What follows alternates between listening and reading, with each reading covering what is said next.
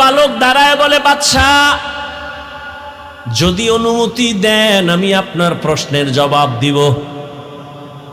বাদশা হারুন রশিদ খুশি হয়ে দেও কই লইব না, সিস্টেম অনুযায়ী সামনে নিয়ে আসেন। বাদশা হারুন রশিদ তিনি একদিন রাস্তার রাজপ্রাসাদে অনেক বড় বড় আলেমরে দাওয়াত দিলেন।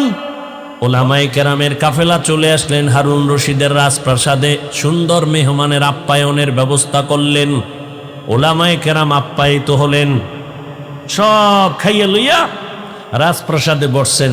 তো আলেমগু জিগায়, এই হুজুরেরা কেমন খাইলেন? আলহামদুলিল্লাহ। মেহমানদারি ঠিকঠাক হয়েছে? বলে আলহামদুলিল্লাহ। তো আপনাদের ডাকছি, জিগাইবেন না কেন ডাকছি? জি বাদশাহ মহারাজ, কেন ডাকছেন? কয় বেশি আমার একটা জিনিস জানার জন্য ডাকছি। কি? আমাকে আপনারা সমস্ত আলেমরা বলবেন, আজকে আমাকে ফতোয়া দিয়া যাবেন। আমি বাদশাহ হারুন রশিদ, আপনারা চিনেন তো? কাহা চিনি। আমাকে বলেন আমি জান্নাতি নাকি আমি জাহান্নামী, বাস এটার ফতোয়া দিয়া যাবেন, আর কিছু না। সব উলামায়ে কেরাম এক আওয়াজ দিলেন, কে জান্নাতি কে জাহান্নামী দুনিয়ার কোন আলেমের বলার ক্ষমতা নাই। হ্যাঁ এতটুকু বলা যাবে, আপনি ভালো কাজ করেন তো জান্নাতের পথে আছেন, জান্নাতি বলা যাবে না। আপনি অন্যায় করেন বলা যাবে জাহান্নামের পথে আছেন, কিন্তু জাহান্নামী বলা যাবে না। বাদশাহ হারুন রশিদ মজাক করে, কথা আপনাকে খাওয়াইয়া হইল কি? যেই পরিমাণ খাওয়াই নাম, একটা লাইন তো কইরে দিবেন। জান্নাতিও বলতে পারবেন না, জাহান্নামীও বলতে পারবেন না, তা আমি আপনাকে খাওয়াইয়া লাভ হইল কি? দুঃখ, সমাধান পেলাম না। বিদায় দিবেন ভাব। ঠিক এমন সময় উলামায়ে কেরামের মজলিসে একেবারে পেছন থেকে 9 বছরের একটা বালক দাঁড়ায় গেল। বালক দাঁড়ায় বলে, বাদশা বেয়াদবি যদি ক্ষমা করে দেন আপনার প্রশ্নের জবাবটা আমি দিব। 9 বছরের বালক দাঁড়ায় বলে, বাদশা যদি অনুমতি দেন আমি আপনার প্রশ্নের জবাব দিব। বাদশা হারুন রশিদ খুশি হয়ে দেও কই লইব না, সিস্টেম অনুযায়ী সামনে নিয়ে আসেন। উজিরে আজম তাড়াতাড়ি বাচ্চাটাকে সামনে আনো। 9 বছরের বালক দাঁড়ায় কয়, বাদশা প্রশ্নটা আবার করেন। প্রশ্ন হলো আমি হারুন রশিদ জান্নাতি না জাহান্নামী? বাচ্চা 9 বছরের বালক কয়, জবাব দেওয়ার আগে আমার কথা আছে। বলো কি? কয় যে প্রশ্ন করে সে বড় না যে জবাব দেয় সে বড়?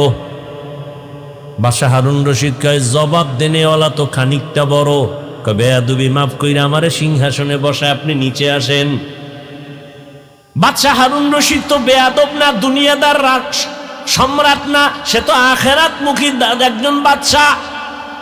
যখনই বলছে ওজিরে আজম রে কয়, তাড়াতাড়ি বাচ্চাটাকে সিংহাসনে আনো, নিচে বিছানা দাও, আমি নিচে বসবো। 9 বছরের বালকের সিংহাসনে বসাইয়া বাদশা হারুন রশিদ নিচে গিয়া বসলেন। এবার বাচ্চা 9 বছরের বালক সিংহাসনে বইয়াই ডাক দিয়ে কয়, রে বাদশা বেয়াদবি মাফ করবেন। প্রথম আমি আপনাকে বলবো, কোরআনের এলেম থাকলে তো সম্মান এমনই হয়। বুঝেননি কিছু? 9 বছরের বালক প্রথম ইনজেকশন দিয়ে দিল, কোরআনের এলেম থাকলে তো সম্মান এমনই হয়। এত বড় নামি দামি বাদশা নিচে বসিয়া 9 বছরের বালকের সিংহাসনে বসাইছে, চেহারায় বসে নাই, আল্লাহর দেওয়া এলেমের বরকতে এখানে বসা হয়েছে। এলমেরা এজাজু করদান বেহিসাব, খলকেরা দাদান জওয়াবে বাসওয়াব, হক না দারত দোস্তে খলকা জারেনা, নিস্তে ই খসলত একে দিনদারেরা। সম্মান কে দেয়? আল্লাহর দেওয়া সম্মান কত দামি জানো? চেয়ারম্যানের চেয়ারের মেয়াদ শেষ, এমপির মেয়াদ শেষ, মন্ত্রীর মেয়াদ শেষ, কিন্তু কোরআনওয়ালাদের চেয়ারের কোনো মেয়াদই নাই। আমাকে মেয়াদ কত? 5 বছর, 20 বছর, মেয়াদই নেই। আর শেষ কিসের? টাকা দিয়া সম্মান যদি কিনো, প্রথমে ফুলের মালা, ফাইনালে জুতার মালা। আর আমার আল্লাহ যদি সম্মান দেয়, দুনিয়ায় বাদশাহ, পরকালেও বাদশাহ। यहाँ हम सब मुसाफिर दिल ना लगा,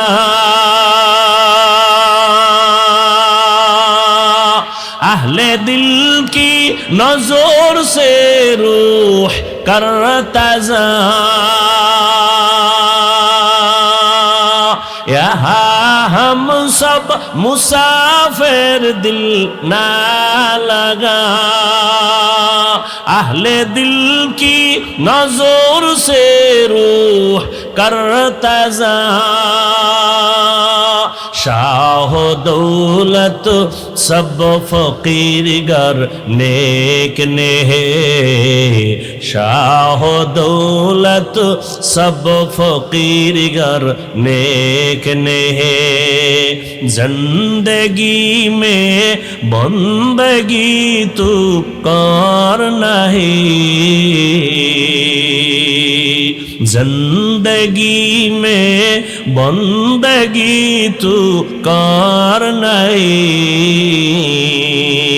जिंदगी बे बंदगी शर्मिंदा है, जिंदगी बे बंदगी शर्मिंदा है, जिंदगी में बंदगी कुन बंदगी, बंदगी बे जिंदगी शर्मिंदगी।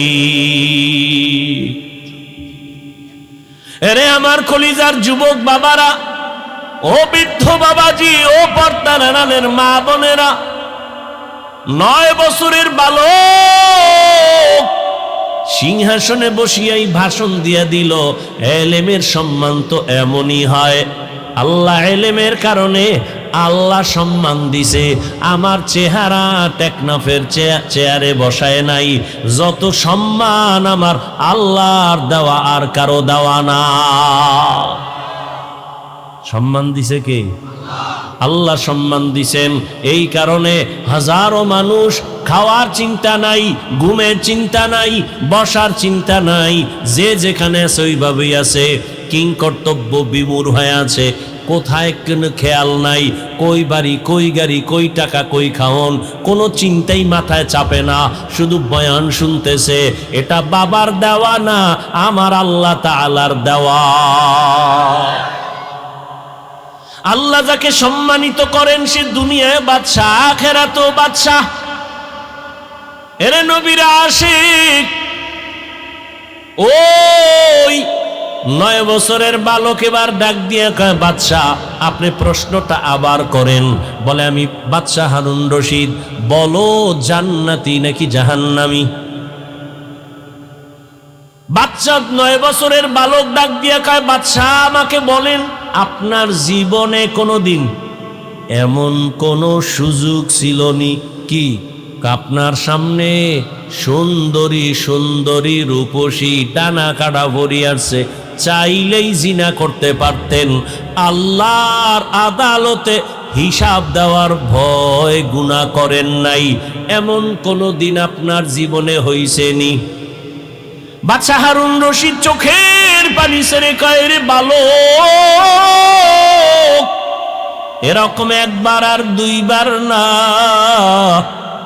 আমার সামনে বহু সুন্দরী মেয়ে দাঁড়ায় গেছে, আমি চাইলেই জিনা করতে পারতাম, কিন্তু আল্লাহর আযাবের ভয়, আল্লাহর আদালতে দাঁড়াইয়া হিসাব দেওয়ার ভয় আমি চোখ দিয়া তাকাই নাই, আল্লাহর ভয় আমি স্পর্শ করি নাই, চোখের গুনাহ, হাতের জিনা করি নাই, চোখের জিনা করি নাই।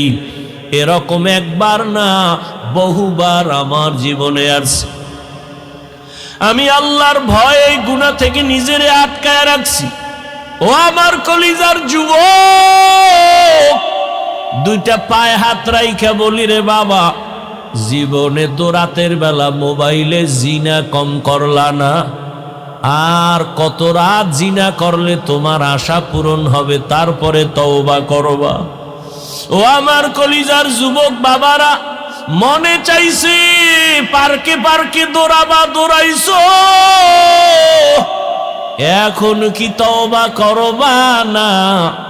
জীবনে কত মেয়ের জীবনের উপরে হামলা করেছো, আরো কত জীবন তুমি ওই পথে চলার পরে আশা পূরণ হবে, তারপরে তুমি তওবা করবা। এখনো দুটো পায়ে হাত রেখে বলি, ফিরিয়া যাও। ভয় লাগে কোন দিন জানো, 2004-এর মতো ইন্দোনেশিয়ার সুনামি শুরু হয়ে যায়। কক্সেস বাজারের সাগর কোন সময় যেন গরম হয়ে যায়। ওরে ইন্দোনেশিয়ায় এই পরিমাণ গুনাহ চলতেছিল সমুদ্রের পারে। 2004-এর ইতিহাস পড়ো, ওই সব বাড়ি গাড়ি ধ্বংস হয়ে গেল। এখনো তাকাইয়া দেখ, ওই আমেরিকার বলিউড আর হলিউডের গোষ্ঠী যেখানে থাকে, এই আগুন নিভছে, এই ফেসবুকের গোলামেরা নিভছে। আল্লাহ দেখাইতেছে যে আমেরিকার আঙ্গুলের ইশারায় গোটা দুনিয়া চলে। আজকে আল্লাহ পাক ওদের মাথার উপরে আগুন লাগায় দিছে। ওর 14 গোষ্ঠীর ক্ষমতা নাই ওই আগুনকে নিয়ন্ত্রণ করবে। ও আল্লাহর বান্দারা, আমার তো ভয় লাগে, আল্লাহর কসম করে বলি, আমি দিল থেকে বলি, কক্সেস বাজারে যখনই ঢুকি আমার ভয়। আল্লাহ যদি একটু ইশারা দিয়ে দেয়, এই সমুদ্র গরম হয়ে যা, ঘুমের মধ্যে দেখবি কক্সবাজার জেলা সুদ্ধা সাগরের তলে চলে যাবে। শরীয়তপুরের নড়িয়া থানার মানুষ ঘুমায় রইছে, ওই নদী আইসা বাড়ি সুদ্ধা পানির তলে, মানুষ ছিল ঘুমের ভেতরে, সব চলে গেল। গ্রামকে গ্রাম পানির নিচে চলে গেল। ও যুবক, ও বৃদ্ধ বাবাজি, ও পর্দার আড়ালের মা, একটা ঘরের মধ্যে 4টা-5টা রুম। এক রুমে ছেলে ঘুমায়, আর এক রুমে মাইয়া ঘুমায়, আর এক রুমে বাপ মা ঘুমায়। প্রত্যেকটা রুমে রুমে মোবাইলের জেনা চলে। মাইয়াও মোবাইল দিয়া জেনা, সারা রাত কবিরা গুনাহ দেখে। ছেলেটাও তার রুমের মধ্যে কবিরা গুনাহ দেখে মোবাইল দিয়া। ওদিকে তার মা বাবাও মোবাইল চালায়। মনে হয় যেন এত গুনাহ চলতেছে ঘরে ঘরে, ঘুমের মধ্যে ঠাডা পড়বে। ঘুম থেকে উঠা দেখবে তার চেহারাটা বানর হয়ে গেছে। এই গজব কেন আসে না? মুহাম্মদের উম্মত হওয়ার কারণে আসে না। চিনলি না রে বাবা সেই রহমতের নবী আমার? বাদশা হারুন রশিদ কাঁদে আর কয়, বালক, আমি চাইলেই জিনা করতে পারতাম, কিন্তু আমি আল্লাহর আযাবের ভয়, একবার আর দুইবার না বহুবার আমি এই সুযোগ পাইয়াও গুনাহ করি নাই। 9 বছরের বালক ডাক দিয়া কয়, আমি চ্যালেঞ্জ দিয়া গেলাম, আপনি বিনা হিসাবে জান্নাতি। ওলামায়ে কেরাম সব দাঁড়ায় গেল। এই বালক, আমরা সব আলেম ওলামারা এই সিদ্ধান্ত দিতে পারি নাই কে জান্নাতি কে জাহান্নামী।